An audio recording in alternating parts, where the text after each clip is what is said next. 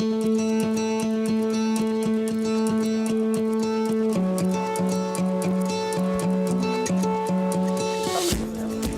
la Escuela de Gobierno y Transformación Pública del Tecnológico de Monterrey, creemos que el 2018 es un año de transformación. Tendremos elecciones no solamente en México, sino más allá de nuestras fronteras. Seguramente el mapa político del país se transformará y eso hará honor a la pluralidad de nuestra ciudadanía.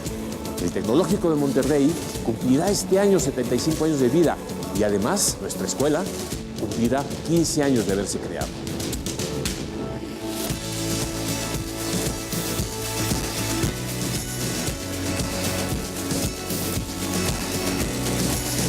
Esta escuela es un espacio en donde la transformación se comprende, se analiza, se dialoga, se debate, se discute y se construye todos juntos.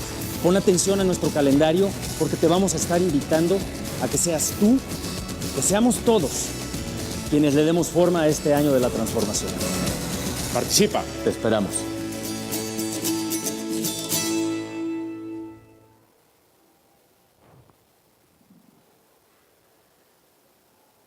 Muy buenos días, estimados docentes, estudiantes, directivos, damas y caballeros. Muchas gracias por acompañarnos en este día frío y lluvioso aquí en Monterrey. Bienvenidos, mi nombre es Bonnie Palifka, soy profesora del Departamento de Economía aquí en Campus Monterrey.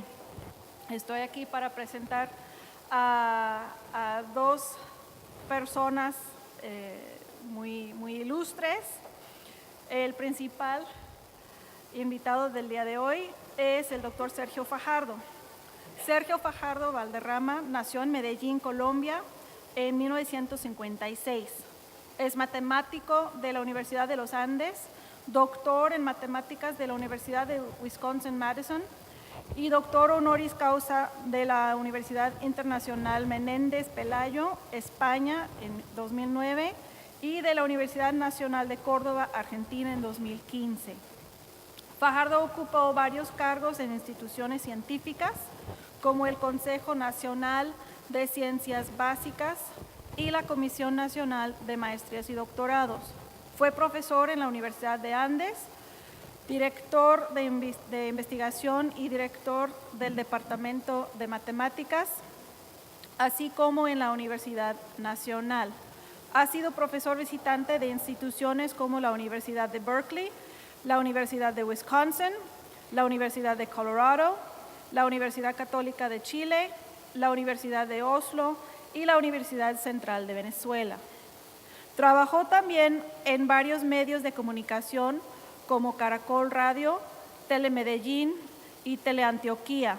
Fue subdirector del periódico El Colombiano y columnista de los periódicos El Mundo y El Espectador y de la revista Dinero. En 1999 lideró la conformación del movimiento Compromiso Ciudadano, que buscaba llegar a la alcaldía de Medellín, y en 2003, con la fuerza del primer movimiento cívico independiente, por fuera de los partidos tradicionales, ganó la alcaldía con la votación más alta en la historia de la ciudad hasta esa fecha. Damas y caballeros, con ustedes el doctor Sergio Fajardo.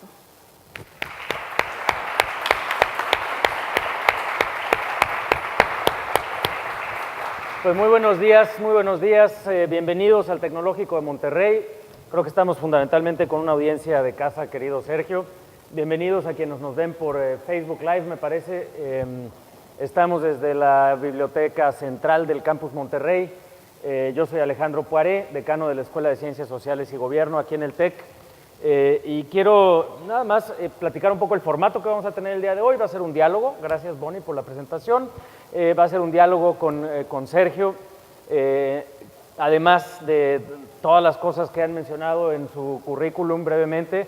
Sergio es hoy candidato presidencial por Compromiso Ciudadano para la elección del próximo mayo en Colombia.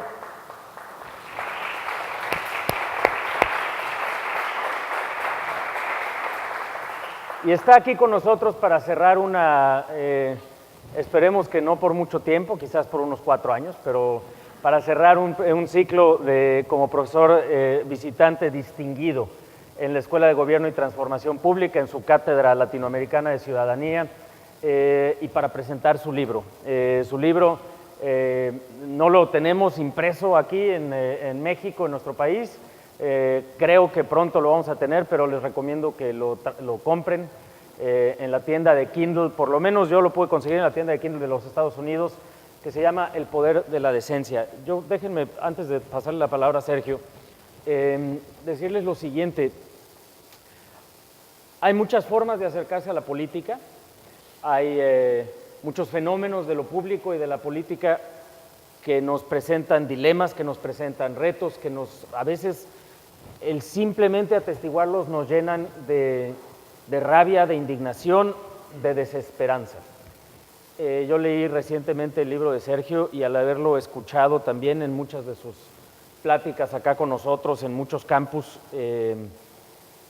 realmente uno ve la política de una forma completamente diferente. Este libro es el esfuerzo de Sergio y de mucha gente alrededor de él, verdaderamente conmovedor. Sí, lo quiero decir, Sergio, te lo decía ahorita antes de que empezáramos. Es conmovedor ese esfuerzo porque es precisamente lo que muchos de nosotros en nuestro propio fenómeno contemporáneo anhelamos de la participación de las personas en la vida pública. Es ese esfuerzo de empoderamiento, es ese esfuerzo de diálogo, es ese esfuerzo de basarse en principios, y creo que es extraordinariamente valioso tu testimonio, Sergio. Es extraordinariamente valioso lo que has generado ya en Medellín y en Antioquia, en Colombia, y creo que será muy valioso también lo que seguramente será un proyecto exitoso para la candidatura a la presidencia en las próximas elecciones. Estamos muy agradecidos de que estés aquí con nosotros, y si me lo permites, pues me gustaría que empezaras por decirnos qué es tu acercamiento a la política, cómo ves la política, y una vez más, muchísimas gracias por estar aquí. Muy buenos días, y creo que con este aplauso que ya le dimos y con este diálogo que vamos a tener, se nos va a quitar todo el frío, que sí está fría la mañana acá en Monterrey. Bienvenido, Sergio.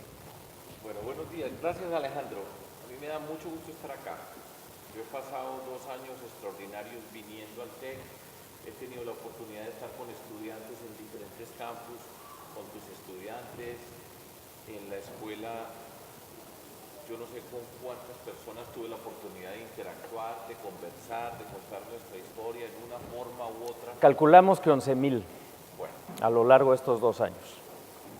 Y ha sido para mí pues una muy buena oportunidad de volver a la universidad, que es mi sitio natural. La universidad es mi sitio natural, el lugar donde yo me siento cómodo, donde nací, crecí y donde voy a volver eventualmente cuando termine mi vida pública, que puede ser, espero que va a ser el 7 de agosto del 2022, ya después, ya finito. Ya tenemos tu oficina para esas épocas por acá. Espero que esté bien, aquí me encanta, porque además, también me gusta decirlo, este país a mí me atrae, me parece extraordinario este país. Yo creo que, pues, lo he dicho, este es mi segundo país. Si yo no fuera a vivir en Colombia, en mi tierra, viviría aquí. Este sería el que yo quería para mí, para vivir acá. Y habiendo conocido muchos países en el mundo, pero este es el que más me atrae, tiene una magia muy especial. Bueno, Alejandro, un par de palabras acerca del libro. Esta es una reflexión que de hecho todo el tiempo que estuve acá, todo lo que yo hice acá está en el libro. Todo lo que yo les conté de una forma u otra está en el libro. Aquí lo desarrollábamos en los cursos, explicaba unos detalles, pero este recorrido básicamente... Perdón que te interrumpa, pero parece que no está prendido tu micrófono. Entonces nuestros amigos del internet no te escuchan. Aquí sí se escucha bien, ¿no? Aló. Ahora veo. Mejor. Ya. Ok. Gracias, Alejandro, estoy muy contento de estar aquí. Bueno, a todas las personas que nos están viendo, un saludo muy especial. Entonces, estaba contando que lo que está en este libro lo expliqué y lo desarrollé yo acá durante estos 2 años. Hay múltiples versiones para contar una historia de lo que nosotros hemos construido del mundo de la política, que fue la pregunta que tú me hiciste. Y a mí me gusta siempre empezar contando que por naturaleza yo era muy escéptico de la política, pero era paradójico porque estaba interesado en la sociedad que vivíamos, como muchas personas y muchos del mundo académico somos así, que nos interesa la sociedad, la pensamos, tenemos herramientas para pensar, somos súper críticos, somos muy críticos las personas que estamos en la universidad, en general gente inteligente, formada, rigurosa en el área de conocimiento que tienen, pero no nos gusta la política. Siempre le damos un valor menor a la política, la asociación de ser un mundo pues oscuro, en el mejor de los casos. Entonces, yo llevaba como académico años escribiendo artículos de todo tipo, pero hablando acerca de un proyecto de sociedad, qué papel debería jugar la educación, criticando una cantidad de cosas que yo veía en la sociedad colombiana, participaba en el mundo de la ciencia para que la ciencia fuera parte de nuestra sociedad y así por mucho tiempo. Pero llega un momento donde con un grupo de personas amigas, yo vivía en Bogotá, era profesor en la Universidad de los Andes, yo era profesor titular de matemáticas en la Universidad de los Andes, también era profesor en la Universidad Nacional, y llega un momento que dice, bueno, yo puedo seguir escribiendo artículos por el resto de mi vida, hablando de la importancia de la educación. Podemos seguir haciendo muchas cosas, cada quien desde diferentes lugares, pero después de todo, nosotros decimos, hay que hacer esto, hay que hacer esto. Nosotros aportamos nuestra parte para que las cosas pasen, y el descubrimiento era que en general todo lo que nosotros soñábamos, proponíamos, pensábamos, terminaba muy interesante, pero no teníamos realmente la capacidad de influir y de ver un cambio en la sociedad. Entonces ahí fue la decisión de entrar a la política. Esto fue hace 18 años y ya un poco. Y la decisión de entrar a la política fue: los políticos son quienes toman las decisiones más importantes de nuestra sociedad, gústenos a nosotros o no nos guste. Yo no sé cuántas veces he repetido esa frase en mi vida, muchas, pero es la misma frase. Y así es, son los políticos quienes tienen la mayor capacidad de influir en nuestra sociedad. Y nuestra decisión fue, pues nosotros vamos a participar en política, vamos a buscar el poder, nosotros queremos llegar al poder para transformar nuestra sociedad. Y ahí nos planteamos entonces, con todo ese malestar que nos producía la política en los términos tradicionales, la disposición a entrar a la política, y entonces ¿cómo vamos a hacer nosotros? Y el reto que se nos planteó es, ¿y cómo se hace política? Sin haber crecido en la política, yo nunca había estado en ninguna campaña política, yo nunca había tenido un cargo público en el sentido de ser electo. ¿Cómo hacíamos nosotros política? Y la respuesta que nos dimos fue muy influenciada por lo que yo soy, porque además esto en política, pues quienes lideramos, la persona que lidera pone una marca. Eso no es que todos podemos compartir muchas cosas, pero quien lidera le pone un sello a la forma como se conduce y a la forma de la política. Y entonces, ¿qué es lo que me preguntan a mí a menudo? Y en el libro yo al comienzo digo, aquí está la respuesta, es cómo un matemático puede llegar a un mundo de lo público, a un mundo de la política, a hacer política y a conducir una sociedad. Y no solamente eso, y esto yo lo he pensado y tiene una influencia muy grande sobre mí, es no solamente soy un matemático, pero soy del área de la lógica matemática. O sea, no es cualquiera. Y yo empecé a los 43 años, o sea, no era que estaba creciendo y estaba entre la lógica y la sociología o algo, no, yo era un matemático establecido, científico establecido. Entonces, mi identidad estaba asociada con las matemáticas, con la lógica, con la investigación, y pasar a este mundo es algo tremendo. Y empezamos a decir, ¿cómo hacemos la política aquí? ¿Cómo hacemos nosotros política? Y lo primero que hacemos nosotros los matemáticos es cuáles son los principios. Esto es muy importante. Los matemáticos siempre necesitamos unos conceptos básicos sobre los cuales construimos nuestras teorías, para eventualmente probar los teoremas y construir una teoría que explica o que desarrolla un tema del mundo o de la imaginación. Entonces, el primer punto era pongámosle principios a esto. Y hicimos entonces los 10 primeros principios, fruto de una discusión muy juiciosa que siguen siendo válidos al día de hoy.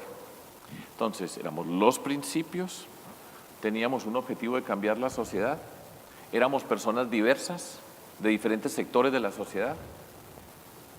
Ese es un punto que a mí me gusta explicar y que lo explico en el libro y que tiene hoy vigencia para mí como candidato a la presidencia de Colombia. En el fondo es lo mismo, todo esto desde que arrancamos hasta el día de hoy, estando en la mitad de esa campaña, es lo mismo. Entonces, personas de diferentes sectores, identificamos unos principios comunes que nos permite interactuar entre nosotros. Eso es dificilísimo. Conectar personas de diferentes sectores de una sociedad es muy difícil, muy difícil. Es fácil estar con nuestros amigos, con los que somos iguales. Eso es muy fácil siempre. Pero cómo conectábamos de otros sectores y cómo empezamos a construir un terreno donde estos diferentes sectores nos apropiáramos y nos identificáramos para hacer la campaña o para hacer política. Y ahí fue donde nosotros construimos una propuesta que empezaba recogiendo de las experiencias de diferentes personas, de diferentes organizaciones, de diferentes sectores de la sociedad, ONGs, organizaciones sociales, el mundo académico, por supuesto, el mundo de la cultura, el mundo de la empresa, de estos mundos, y empezamos a construir un terreno común. Había muchas experiencias, la gente, cada quien trae su recorrido, y fuimos capaces entonces, principios, identificar una propuesta que nos permitía estar juntos, que le daba sentido a nuestros sueños. Esto es lo que vamos a hacer nosotros. Y después teníamos que saber cómo íbamos a hacer la política para llegar, ganarnos las elecciones y desarrollar lo que nosotros nos estábamos soñando. Y así definimos política. Y si me permites, hay una cosa muy bonita en estos principios. Dicen que los principios solo cuentan cuando uno los pone a prueba. Porque si no, pues es muy fácil seguir los principios y si nadie te pone a prueba, pues se expresan nada más todos los días. El tema es cuando verdaderamente, como líder, como grupo colectivo, esos principios te dan contención, te dan... Y lo explicas muy bonito en el libro porque hablas de esta construcción colectiva, justo esta parte en la cual esos principios pues no son nada más los de Fajardo, son los de un grupo de personas que los discuten, los plantean. Y me imagino que son un espacio en donde todos los que participan, y por supuesto tú mismo, encuentran contención en el sentido de guía y en el sentido de fuerza, porque no es fácil en este tema. Y creo que esa es una cosa que se refleja en el libro que me gustaría que nos compartieras. Sí. Todo esto yo tengo una analogía con matemáticas, con la lógica matemática, una versión política, social de este mundo en el que yo me movía. Entonces teníamos los principios, los axiomas. Tenemos un objetivo, debemos probar esto. Pero para probar un teorema, pues es una afirmación, un teorema es una afirmación, uno tiene unos axiomas, tiene una forma de conducirse y eventualmente da una demostración que es una sucesión de pasos hasta que usted llegue y dice, llegué, lo quedó demostrado. Así son las matemáticas, en el fondo es eso. Una afirmación, repito, unos axiomas que son las reglas básicas y empieza uno a construir un camino hasta que llega, en el último paso, llega a la afirmación que quería demostrar y ahí es donde todo, por eso es la expresión, esto es matemático, ahí no hay duda, en matemática no puede ser que yo pienso, me parece, no, eso lo puede verificar cualquiera en el planeta o en cualquier parte y teniendo los principios, los axiomas, las reglas, allá llega. Entonces, dentro de todo esto, tener unos principios es fundamental para ir avanzando y para empezar a hacer esa política, porque cada vez que vamos haciendo en política vamos dando pasos, vamos acercándonos a personas, vamos avanzando en lo que nosotros queremos desarrollar y ese es el marco que nos permite a nosotros ir por un camino recto, para seguir un camino permanente a través de todos estos años. Por eso, una forma que a mí me gusta explicar es, nosotros hemos sido coherentes y consistentes. ¿Qué significa ser coherente y consistente? Que uno va dando un paso y no contradice los anteriores. Y ser consistente es que esos principios los hemos respetado todos y cada uno de los días en los que hemos estado en política, ya son 18 años. Y si usted es coherente y es consistente después de un recorrido de esa naturaleza, usted tiene la riqueza más grande que se puede construir, que es confianza. cuando la gente dice yo confío en usted. Eso es dificilísimo. Que alguien le diga yo confío, que lo que uno inspire sea confianza.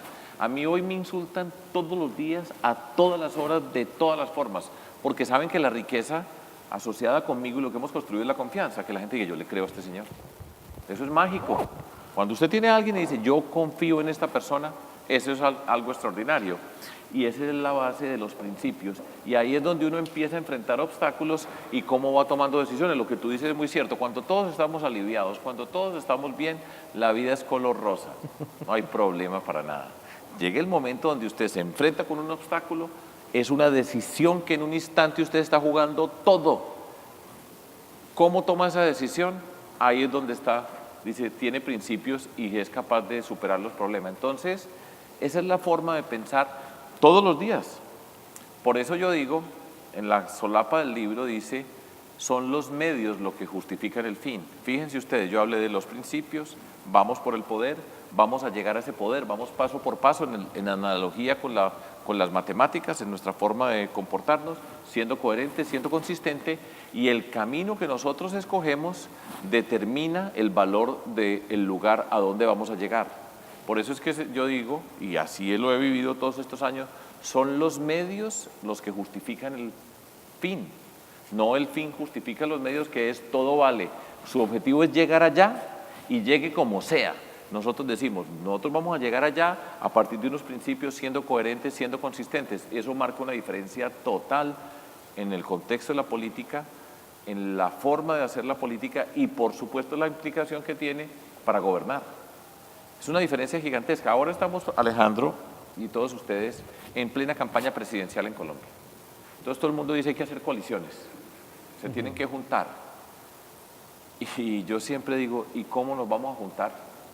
Ustedes júntense. ¿Y quiénes somos nosotros? O sea, ¿de qué manera? Si nosotros llevamos 18 años haciendo la política de esta manera, ¿cómo somos capaces de juntarnos nosotros para eventualmente ganar?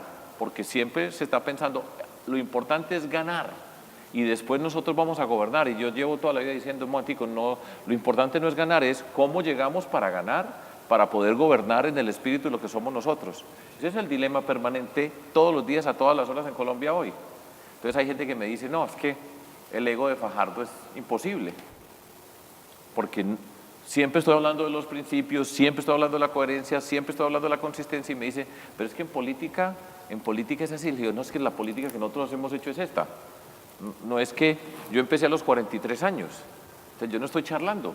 Esto no es porque yo empecé a los 43 años, pero el proyecto no era que yo fuera presidente, sino íbamos a cambiar la sociedad en cada paso que dábamos.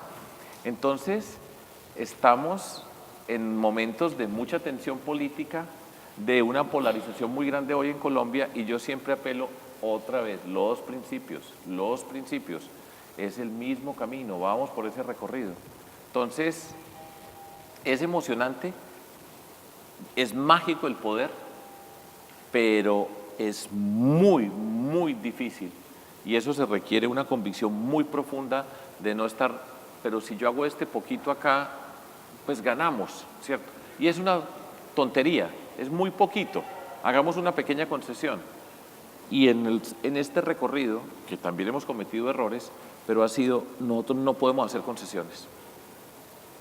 Y por eso es la fuerza que tenemos, entonces es muy emocionante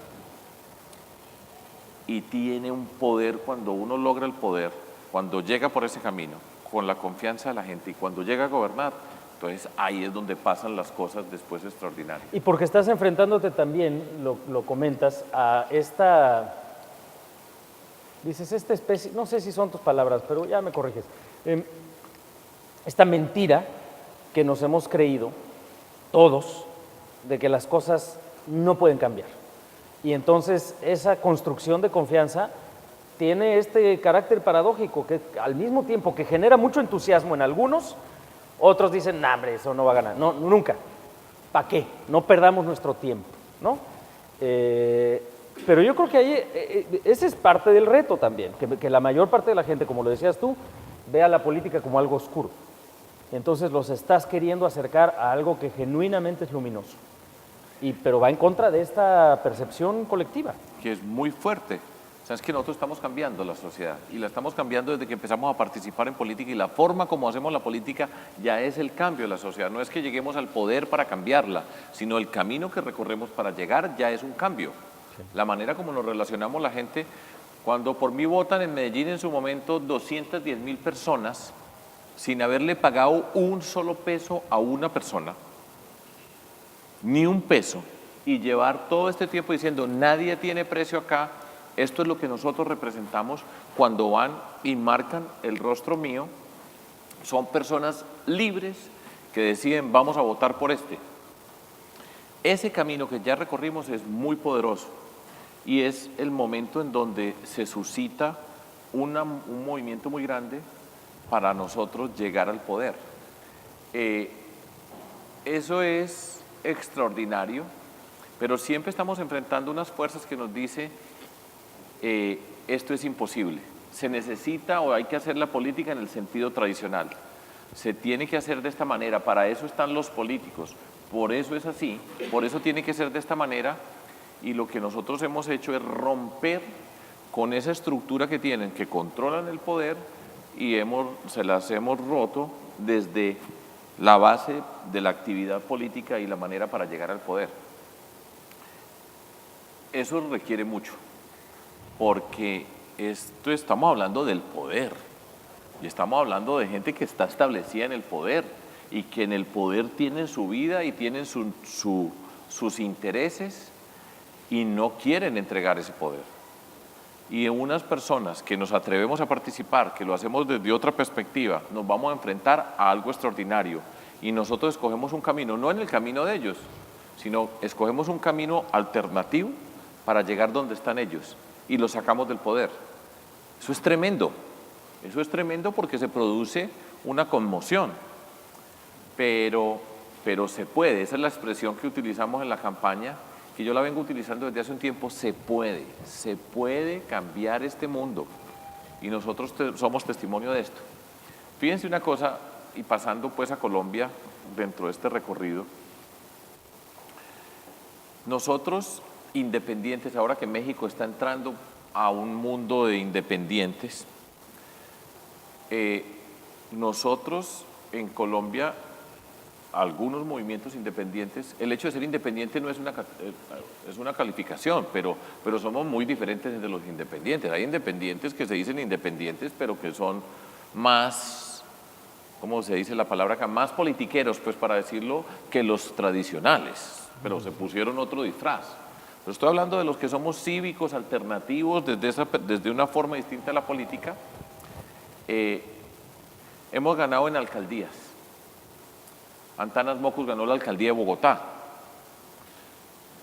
yo la de Medellín, nosotros pues, y así en diferentes lugares. Hemos ganado en gobernaciones, muy poquitas. Nosotros, yo en la de Antioquia, que es el departamento más importante de Colombia, fuera de la capital, pues que es Bogotá, que está dentro de su marco. Y lo que sigue es la presidencia. Entonces nosotros nos estamos enfrentando a 200 años de historia, donde quienes han manejado el poder central del país, que es el poder más extraordinario, han venido o han tenido más o menos un mismo origen desde esos partidos políticos tradicionales, liberales y conservadores en la historia de Colombia. Algunas divisiones, algunos cambios, etcétera, pero tienen su origen todos ahí.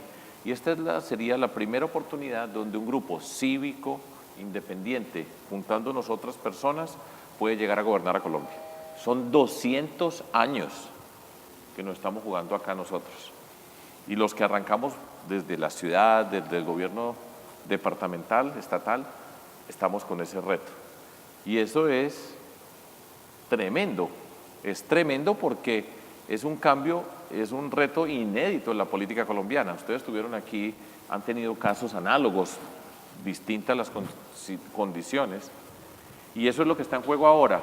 Y lo que nosotros traemos es cómo todo este recorrido, lo que hemos construido durante todos estos años, cómo vamos a escalar al nivel nacional. Eso es lo que está en juego, es apasionante. Colombia y México son muy cercanos, y es una cosa que desde luego se ve y hemos tenido acá mucha oportunidad de estar en Medellín, de participar en algunas cosas, pero cuando uno va allá a Bogotá, a otros lugares, se da cuenta de la cercanía que nos tenemos de alguna forma, y creo que también colombianos que andan por acá sienten lo mismo. Pero hay lecciones de política, y eso es un parte de lo que quisiera que hablemos, y qué bueno que hablamos de Colombia, porque creo que son cosas que se aprenden acá en México y viceversa. Si estamos cerca nos entendemos mejor y aprendemos de cosas en las que tenemos que trabajar. Has hablado de algunas cosas, pero quiero que profundices un poquito en el tema de la polarización, porque México ha vivido muchos años de polarización y bueno, Colombia, el proceso de paz, no solamente el propio proceso de paz, pero ha vivido distintas etapas de polarización, y creo que ahorita en el proceso de paz, por un lado, pero también en la contienda presidencial hay un gran reto, que es el reto de ponerle una cara distinta a la polarización. Estamos en ese lío. Ese es el lío en que estamos. Se los voy a explicar porque es apasionante. O sea, para mí toda la vida es aprender. O sea, yo ya llevo 18 años en esto y no dejo de aprender y de entender y de descubrir dentro de este mundo de la política y lo público, descubrir nuevas facetas. La polarización, ¿qué significa en una sociedad? Básicamente que usted divide en dos, amigo o enemigo. Esa es la polarización. Conmigo o en contra mía. No hay otro espacio, básicamente. Estoy súper simplificando, pero esa es la esencia. Amigo o enemigo. Y eso conduce a trincheras. En Colombia, nosotros tuvimos un proceso de paz que buscaba y logró que un grupo guerrillero que llevaba más de 50 años como grupo guerrillero se desmovilizara y saliera de la guerra por medio de una negociación. Eso ocurrió en cabeza del presidente Santos, que es a quien tenemos hoy de presidente. Y en contraposición con el anterior presidente, que era Álvaro Uribe, pero ellos eran los mismos. O sea, el presidente Santos que hoy tenemos quedó de presidente enfrentado con nosotros, el primer movimiento independiente que tuvo una oportunidad de mirar el poder nacional, que se llamó la Ola Verde, pero Santos ganó porque era el que continuaba lo de Uribe, que llevaba 8 años. Entonces llegó Santos al poder y Uribe había hecho la guerra contra este grupo y sin duda que le había diezmado ese grupo, y la apreciación que yo comparto era, ya estaba suficientemente diezmado que era el momento que se podía negociar. Cuando está en una condición se puede negociar para terminar el conflicto, no hasta que se muera el último, sino buscar un camino para resolver el problema. Ese es el sentido del diálogo y lo lideró Santos. Y eso provocó una pelea extraordinaria entre Santos y Uribe, un distanciamiento gigantesco entre ellos dos. Los que estaban juntos, Santos fue ministro de Defensa de Álvaro Uribe, después ya estaban enfrentados por razón del proceso de paz que Álvaro Uribe se oponía, no lo encontraba válido, y yo creo que Santos cometió un error muy grande porque no involucró a Álvaro Uribe en la construcción de la paz. En este mundo, y tú lo sabes muy bien, en este mundo también las personas jugamos un papel muy importante. Los sentimientos de los líderes son muy importantes en muchas de las decisiones que se toman.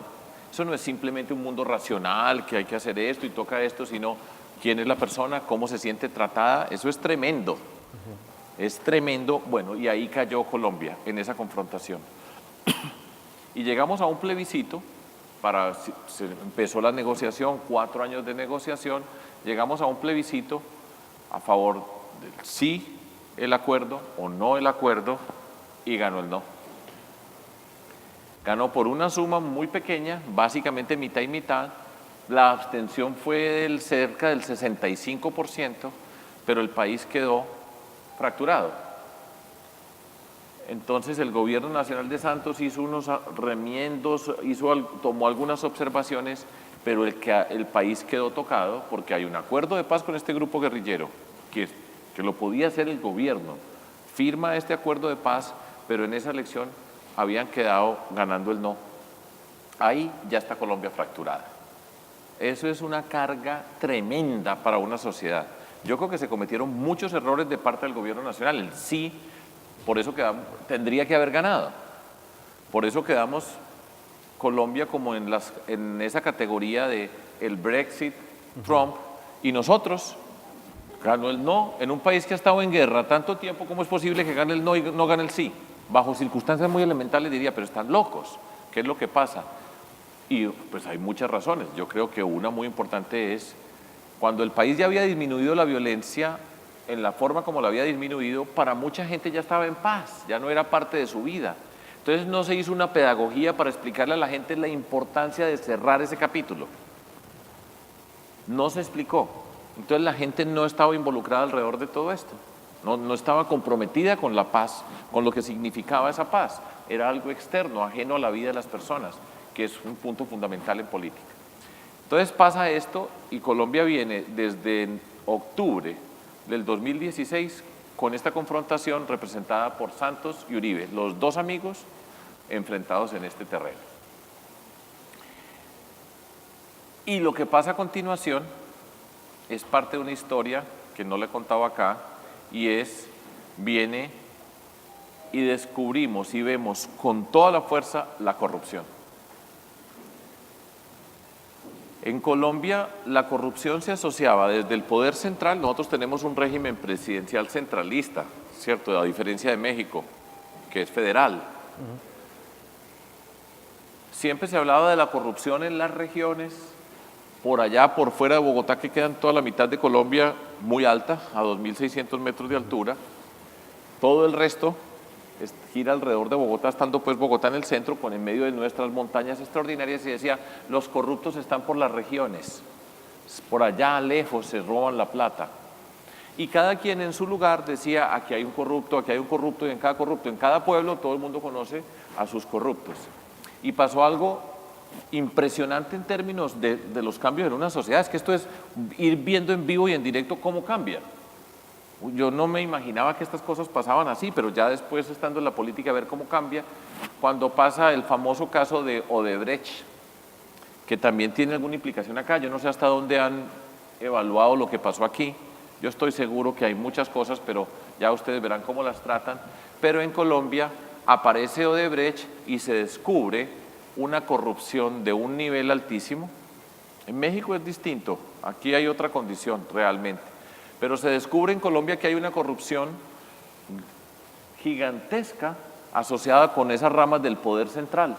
El que siempre estaba diciendo, por allá quedan lejos, señor fiscal, por allá están lejos los corruptos, de repente Colombia empieza a ver y dice, es que están aquí adentro, en el poder central, lo que no se veía habitualmente. No les voy a describir los datos, pero esto es importante para entender lo que estamos viviendo. Y de repente en toda Colombia, en todas las esquinas de Colombia, la gente empieza a decir, la corrupción está en todas partes. Y eso produce un malestar muy grande, un malestar muy profundo en todo el país. La geografía de Colombia es mucho más compleja que la mexicana, somos más pequeños, pero la geografía con los Andes, los ríos, las montañas, selvas, es complejísima, diversas culturas por todo ese territorio, y de repente tenemos una Colombia que está profundamente indignada con la corrupción. Ya no es aquí en este pueblo cada uno indignado con el corrupto de su pueblo, sino de repente dice, estamos unidos todos en Colombia porque la corrupción nos está robando.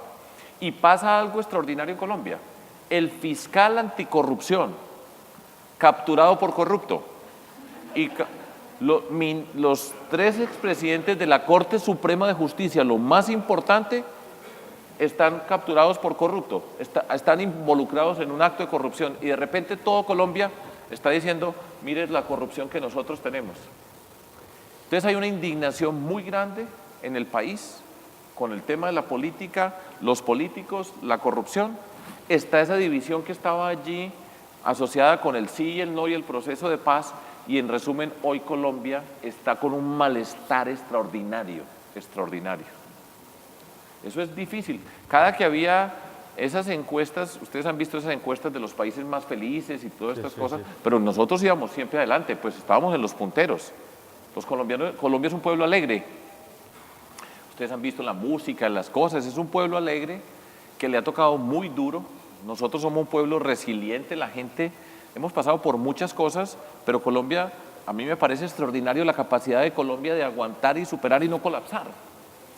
Y de repente Colombia está amarga, Colombia está amargada.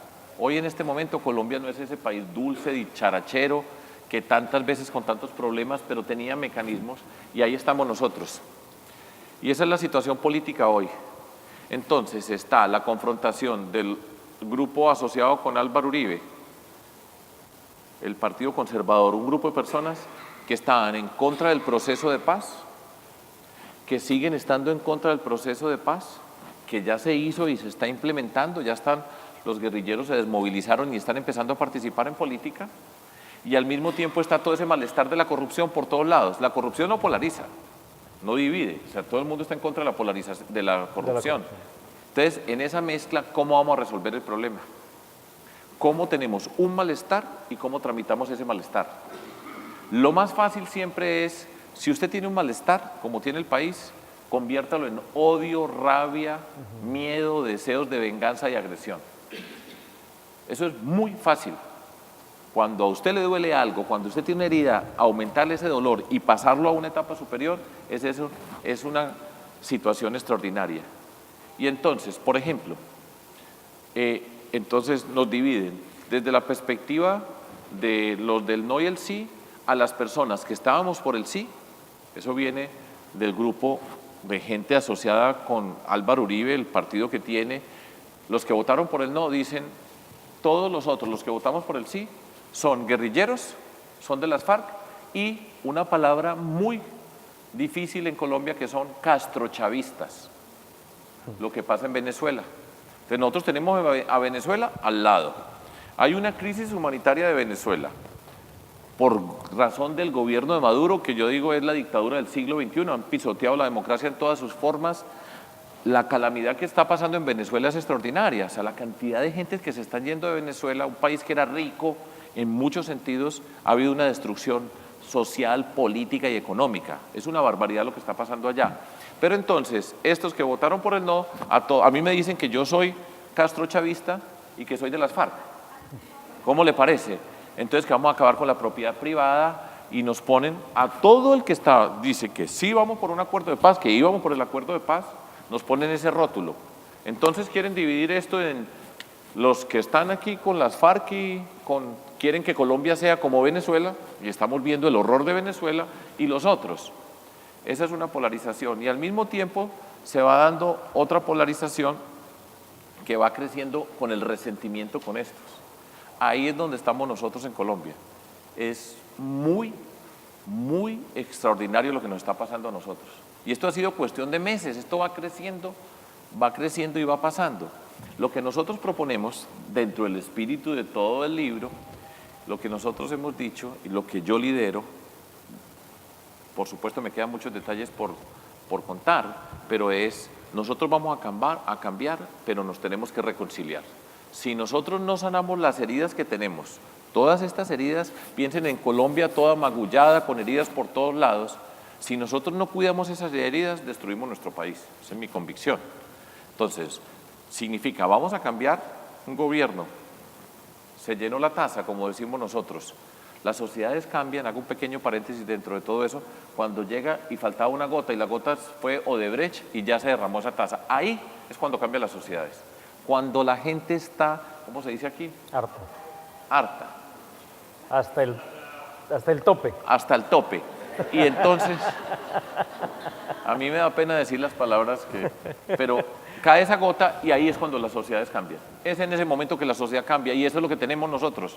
La historia de nuestro país, de Colombia, nos muestra que cada que la política ha terminado en esa polarización, que se convierte en miedo, en odio, en rabia, en deseos de venganza, en agresión, y ahora tenemos las redes sociales, que es un mecanismo para la agresión y para multiplicar.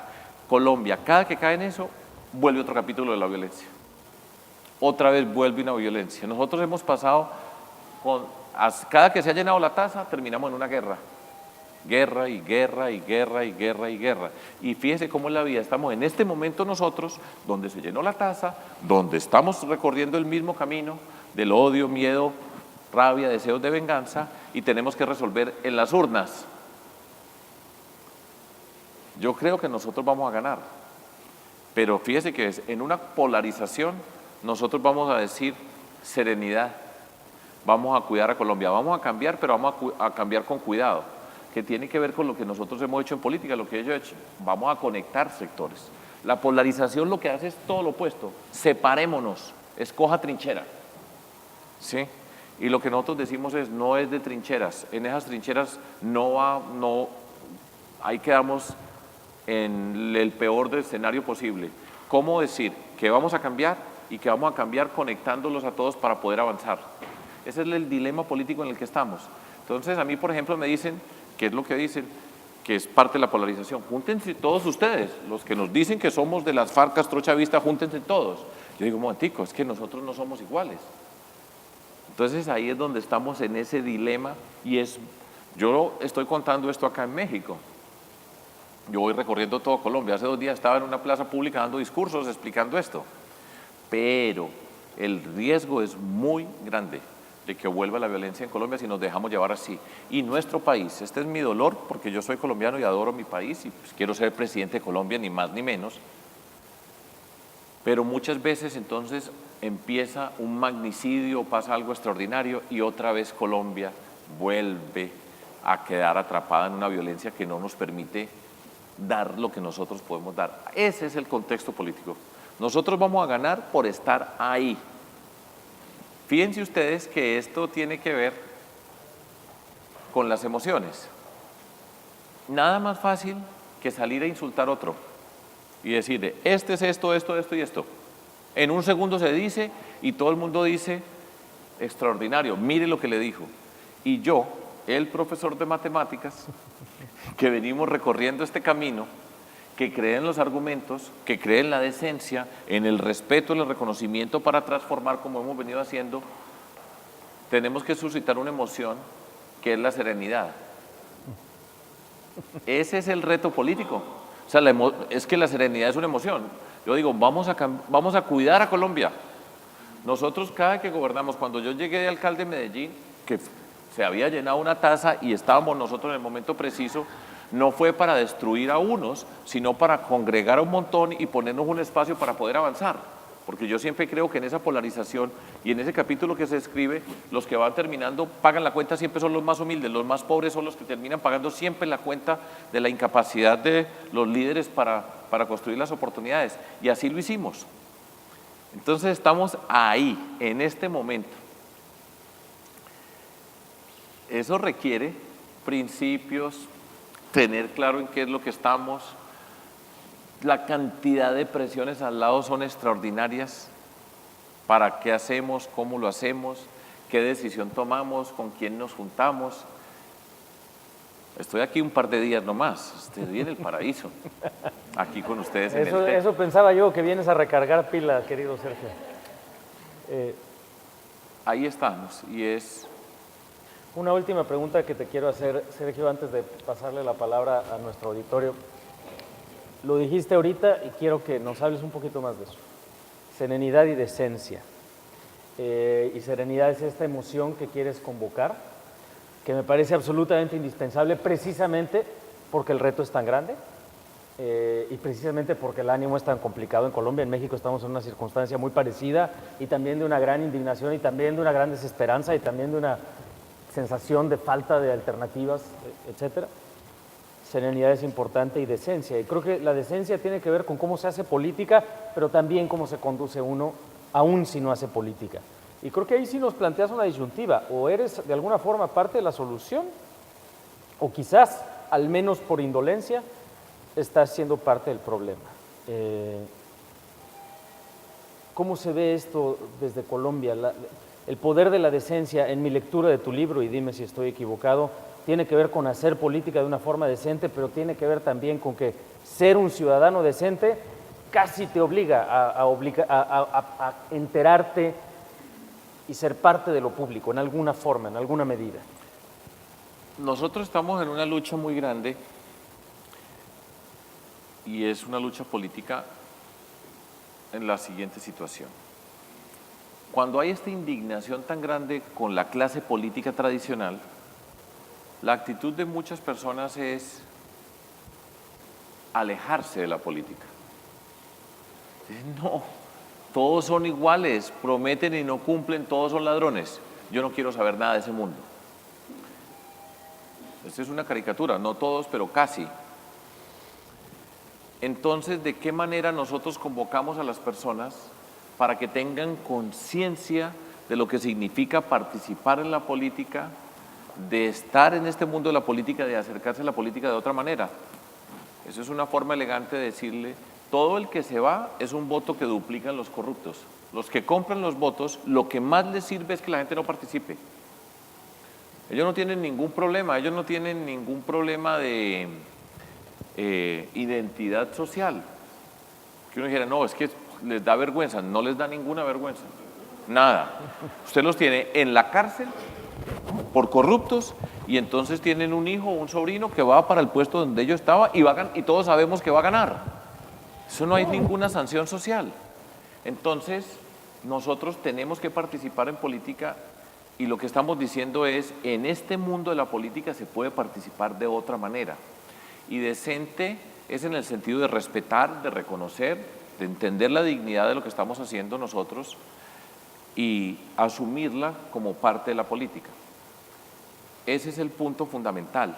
Ahora, quienes conducimos, como yo sigo siendo un profesor siempre, yo no tengo la menor duda que nosotros, los que estamos conduciendo, pues somos los principales educadores de nuestra sociedad. Cada que hay un evento a mí me entrevistan a los otros candidatos. Y nosotros hablamos y nos oye todo el país, la manera como nosotros hablamos, la manera como tratamos a los demás, la manera como nos referimos a las personas. Eso tiene un impacto muy grande y ser decente es cuidar al otro, reconocer al otro y respetar al otro. Yo por eso digo que en Colombia nos falta un capítulo que nosotros tendremos que liderar dentro de la reconciliación y es aprender a ser diferentes sin ser enemigo, así de sencillo. Nosotros siempre es diferente enemigo y nosotros tenemos que aprender, es muy obvio lo que estoy diciendo, pero aprender a ser diferentes sin ser enemigo y ese es un problema cultural y político. Por eso, la manera como yo conduzco. También me dicen, no, es que no es valiente. No es valiente porque yo no ando insultando a otros, ¿sí? Entonces me dicen, no, es que no toma posición, porque dentro de todas estas cosas, eso siempre se quiere en la polarización, sí, no, aquí o acá, y digo, pero un momento, es que yo soy un matemático, dentro de todo esto hay razones, hay lugares para entender las cosas desde una perspectiva diferente, y eso es lo que se busca en ese mundo de la polarización, sino que en medios de comunicación, además a los periodistas les gusta, contésteme sí, no. Todo es así, ¿cierto? Entonces el periodista tiene afán o pues tiene afán, no, pero están preocupados porque no pueden tener respuestas largas, entonces no se puede explicar. Entonces ustedes, sí, no. Y dije, no, pues un momento, es que yo creo que no es sí, no, sino que hay una posibilidad de entender el mundo desde otra perspectiva. Entonces ese es un reto pedagógico, a mí me regañan porque además ese es uno de los temas. Yo soy un matemático y lo primero que hacemos nosotros los matemáticos es explique el problema. Claro.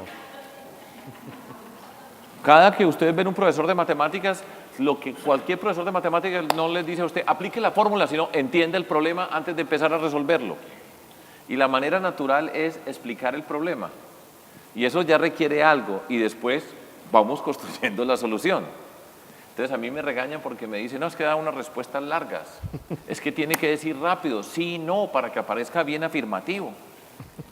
Entonces, fíjense, le estoy contando a ustedes de intimidades de todo esto, de lo que significa.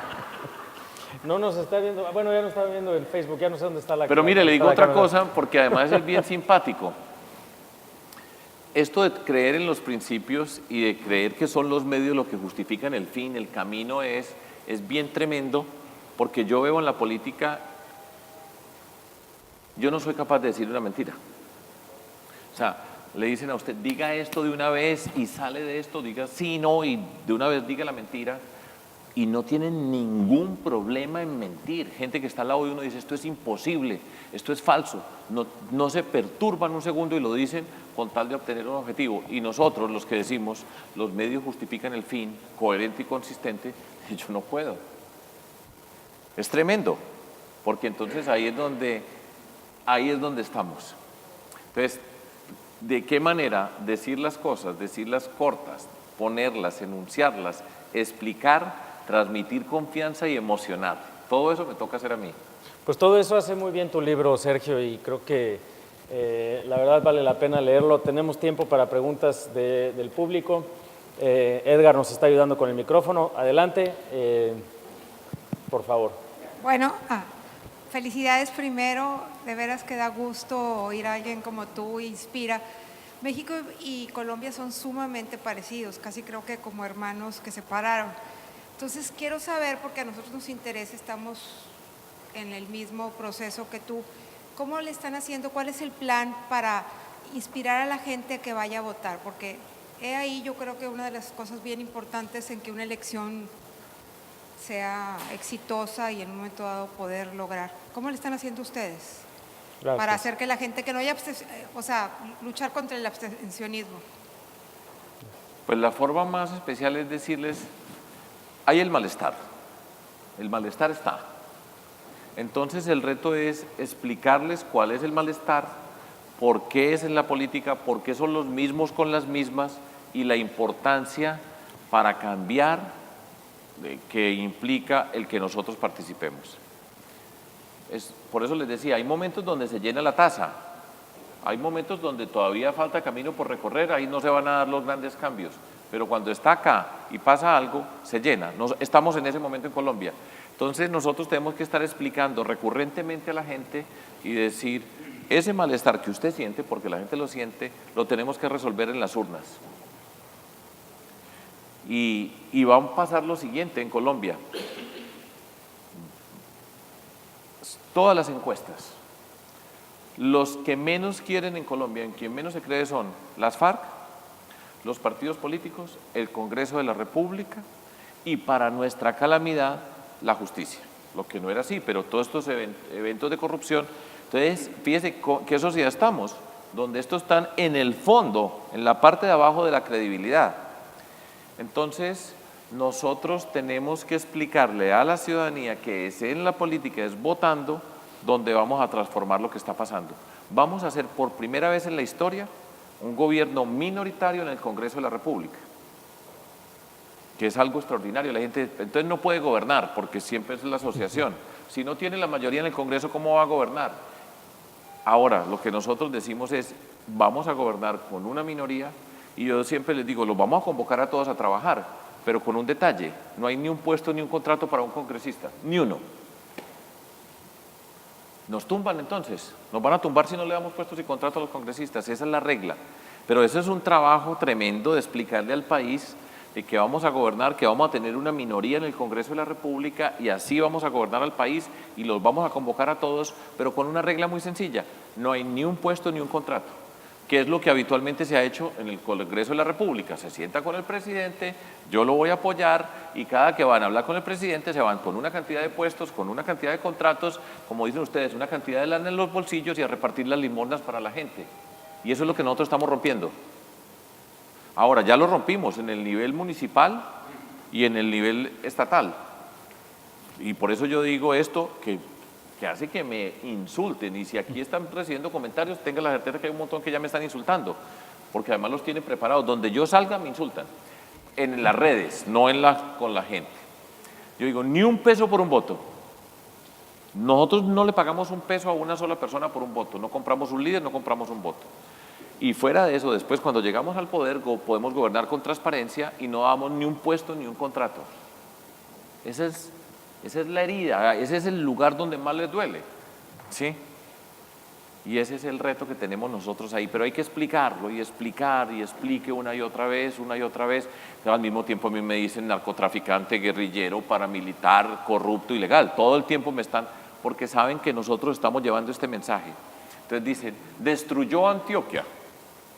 Y ponen a decir cualquier cantidad de cosas. Pero eso es parte pues de lo que estamos nosotros, pero siempre es explicar. Yo cada que hablo, pues mucha gente dice, hay uno que dice una cosa extraordinaria en el sentido contra el otro contra otro, y yo explico.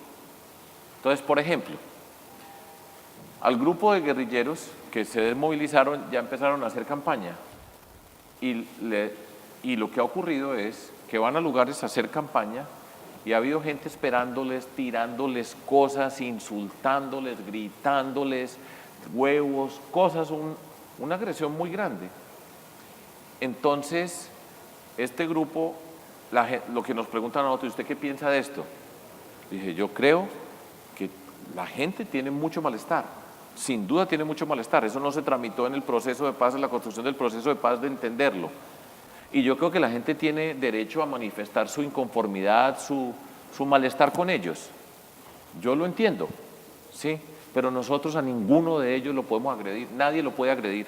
No tiene ningún sentido que en Colombia estemos agrediendo a estos señores, que yo entiendo el malestar, yo no voy a votar por ellos, ni he votado por ellos, ni quiero que ganen ellos, pero los tenemos que respetar y no podemos caer en esa violencia con ellos. Yo, por ejemplo, digo eso. Entonces hay gente que dice, o el otro está diciéndole que no participe, no deberían estar ahí, el otro dice otra cosa, y yo estoy diciendo, tenemos que ser capaces de disentir, pero respetarlos. Y por eso es que yo voy a liderar la reconciliación en Colombia. Pero la clave, creo yo, en todo esto es siempre, repita, manténgase en el mismo camino. No se asuste con todo lo que está pasando al lado, que eventualmente la gente escuche y se conecte. Pero estamos en esas. Hay una parte muy bonita de la pedagogía basada en la decencia, porque los consultores políticos, y yo espero que los alumnos de ciencia política de acá del TEC no aprendan eso. Les encanta decir que los ciudadanos no entienden, y creo que esta lógica de hacer política con base en la dignidad es reconocer que sí hay un elemento de comprensión mucho más profundo y que a veces quien no entiende es quien se trata de comunicar, y por eso esta parte pedagógica de la que hablas me gusta mucho, ¿no? Cierto. Abner, adelante. Buenas tardes, gracias por venir, doctor. Primero que nada, pues bienvenido al TEC de Monterrey de parte de los alumnos, y también le quería decir que usted es una gran inspiración para todos nosotros que estudiamos y trabajamos y nos esforzamos por mejorar y transformar a nuestro país. Mi pregunta va más que todo en el ámbito de esta campaña para la presidencia. ¿Cuál es su principal propuesta para transformar a Colombia? Es un pequeño lucha contra la corrupción. Y siempre le digo a la gente, ese es el titular, pero me dice, bueno, ¿y cómo va a luchar contra la corrupción? Porque en Colombia, yo no sé si esto pasa igual, la gente está acostumbrada, nosotros en Colombia estamos acostumbrados a que creemos que para cada problema una ley resuelve el problema. Yo no sé si aquí es lo mismo. Sí, claro. Y le digo, perdóneme, el problema no es de leyes. El fiscal anticorrupción de Colombia fue capturado por corrupto. ¿Ustedes creen que fue capturado por corrupto porque no había leyes contra la corrupción? Es un problema ético, ¿sí? Entonces, el primer paso es, y entonces se molestan. Dije, mire, necesitamos leyes, de eso no tengo la menor duda. Por supuesto que se necesitan las leyes y hay que afinar y entender y fortalecer nuestro sistema de justicia, pero la gente hoy no cree en la justicia porque dice, pues, si el fiscal anticorrupción está en esto y los magistrados de la Corte Suprema de Justicia estaban en esto y esos eran los símbolos más importantes de la justicia en Colombia, la gente común y corriente, ¿en qué justicia va a creer? Entonces, siempre les digo, ¿cómo se lucha contra la corrupción? Ni un peso por un voto. No, pero sea serio, pues, porque se molestan. Digo, ese es el primer punto. Una vez que llega, los que pagan para llegar, llegan a robar, de eso no tenga la menor duda. No es que todos pagaron y ya después, cuando están allá, extraordinario comportamiento cívico de transformación. Eso no es así. Primer punto, la lucha contra la corrupción. El segundo punto, pongámosle en estos términos, es la reconciliación. ¿Cómo vamos a construir la paz nosotros? Es un lío porque no se han aprovechado las oportunidades. El proceso ha estado trastabillando lo que tendría que ser un proceso extraordinario para construir la paz en nuestro país después de tantos años, no se ha hecho bien. Y por eso hay gente que tiene mucho malestar. Entonces, nosotros, ¿cómo vamos a entender ese malestar? Les voy a contar, perdón, les cuento un ejemplo. Es que me acaba de pasar pues el viernes. Está en una ciudad de Colombia que se llama Cúcuta, al lado de la frontera con Venezuela, y es la que está recibiendo miles de personas que están llegando. Es dramático lo que pasa allá.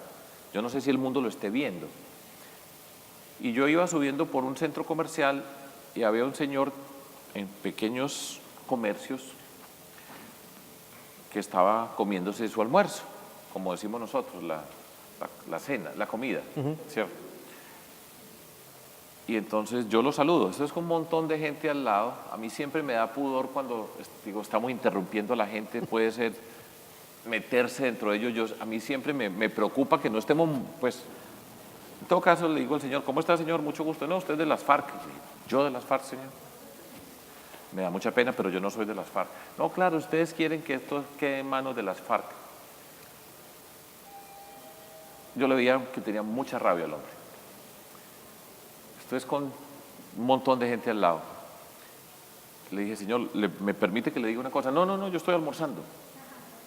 Le dije, pero usted me dijo una cosa, yo quisiera que usted me dé la oportunidad de conversar con usted.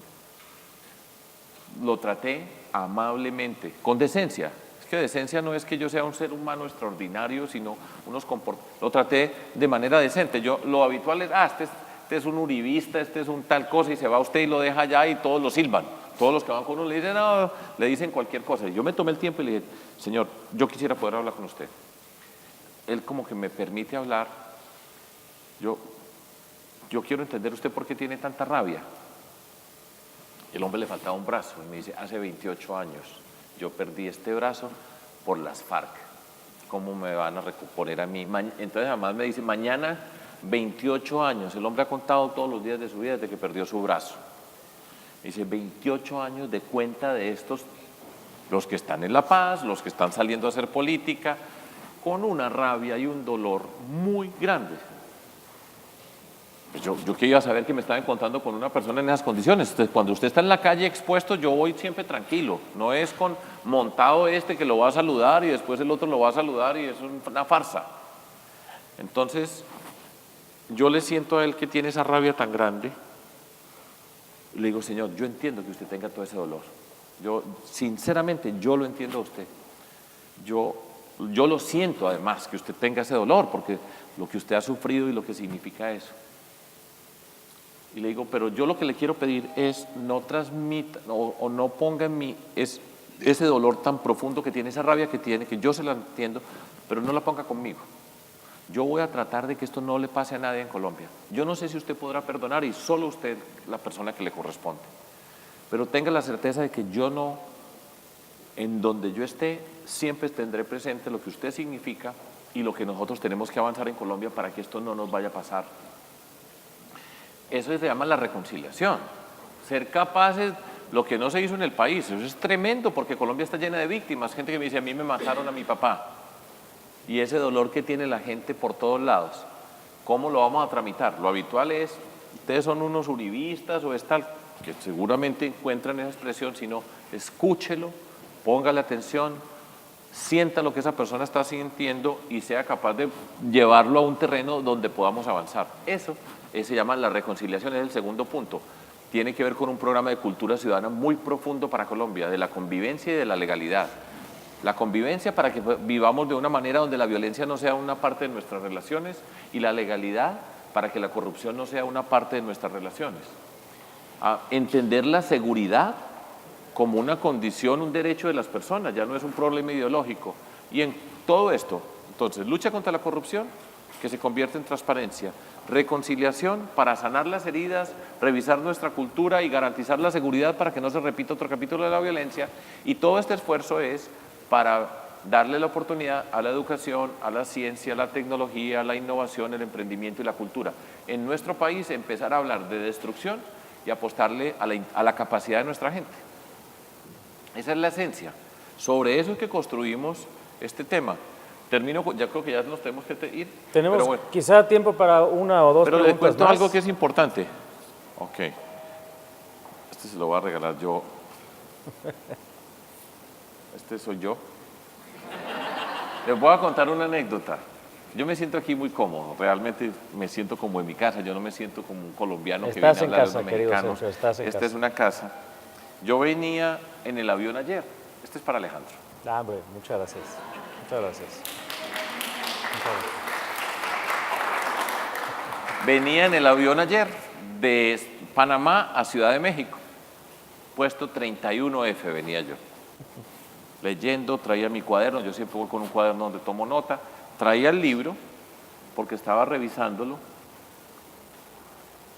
y estaba sentado pensando y cuando de pronto del puesto de adelante sale una mano y me entrega una hoja. La señora de adelante, yo no tenía ni idea quién era, yo no sabía, me entrega una hoja y yo leo la hoja y fundamentalmente la señora me dice en esa hoja, mire, yo no estoy de acuerdo con usted en la política porque yo no sé si usted cree en Dios o no cree en Dios. Pero era, no, es bonito porque era me estaba haciendo una reflexión la señora, o sea, ella se dio cuenta que yo venía de Panamá para acá, yo no sabía que estaba, y me dice, pero yo quiero mucho mi país y yo quiero que Colombia pasen estas cosas y yo no puedo perder la oportunidad porque yo sé que usted, es muy probable que usted dirija nuestro país, que Dios lo ilumine. Y las cosas pasan en la vida, en estas cosas pasan, y yo estaba leyendo este libro. Les voy a leer un pedacito donde yo estaba. Fíjense lo que se llama, póngale el nombre que le quiera poner a eso, sincronicidad, azar, que es el que más nos gusta a los matemáticos. Mire donde yo estaba.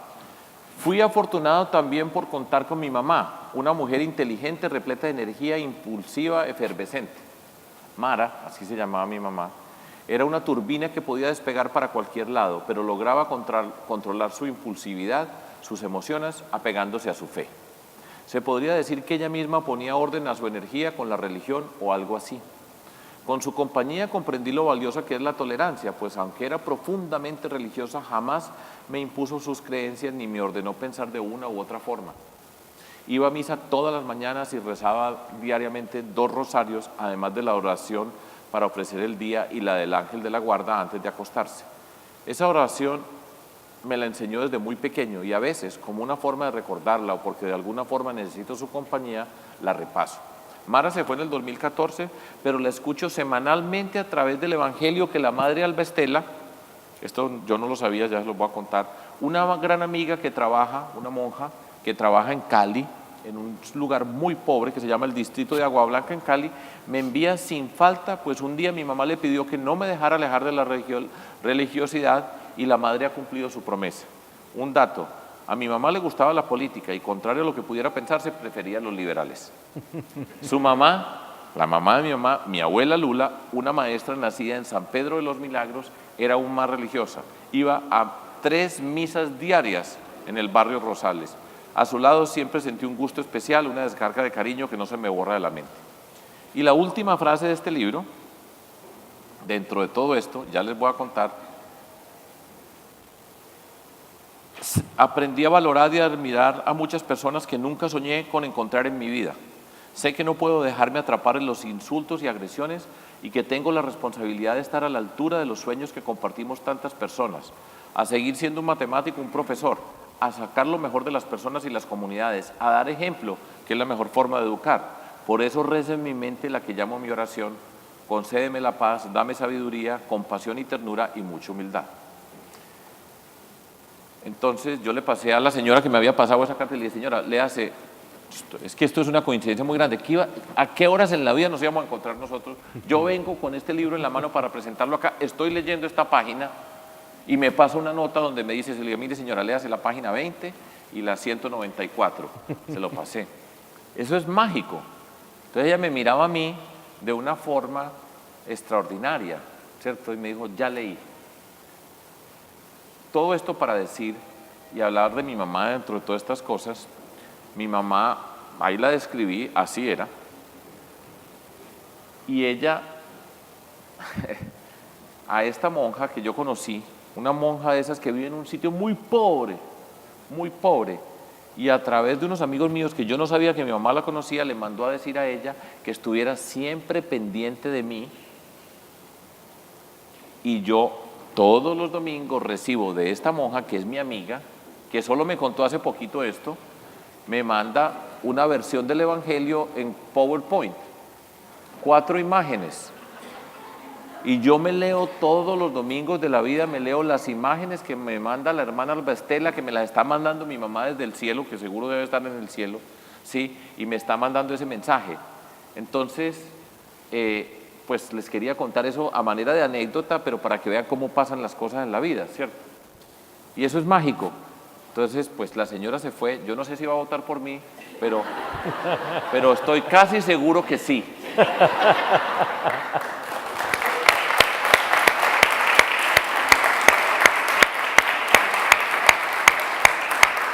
Muchas gracias, Sergio. Nos encantaría tenerte aquí mucho tiempo más, pero se nos ha acabado el tiempo.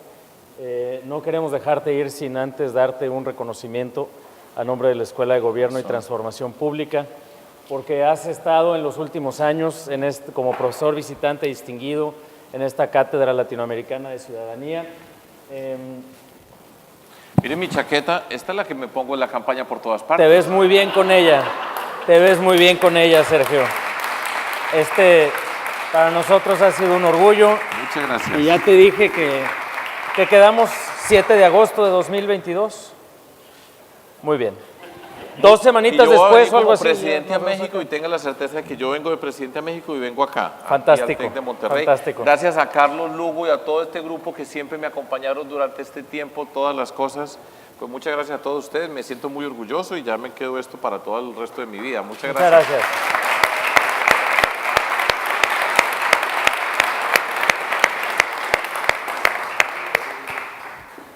Muy bien. Gracias a todos por estar por acá con nosotros. Muy buen día. Bueno. Aquí tengo para que